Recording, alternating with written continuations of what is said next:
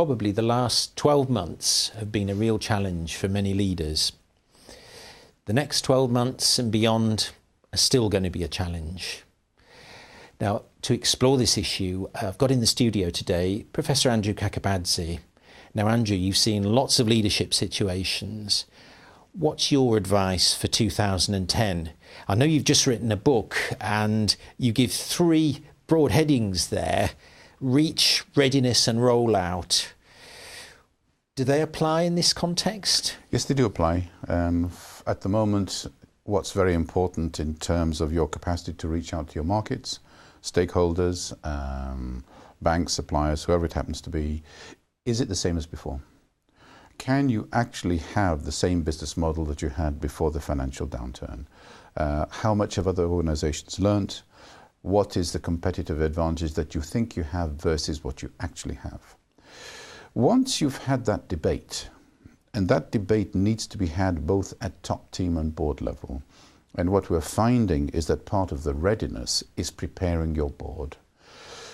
Boards today have a very important function, much more than before. It's not just governance, it's actually an additional set of brains that will look at key strategic propositions and then provide their wisdom and accumulated experience to see if the management are going to go into an area of error or just a plain mistake.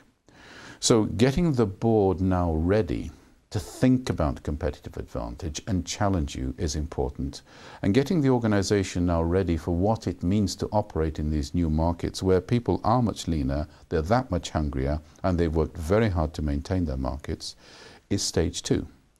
And then stage 3 is the accepted ways of operating in the market, the relationships with suppliers, the relationships with people who provide access to the market, sales forces. Are they the same as before? So how will you now roll out this wisdom and this new learned level of skill, which is that much sharper? Do you need to start training and developing your middle and lower managers? Does a lot more teamwork need to take place? You may have a tall structure that's disciplining you on costs.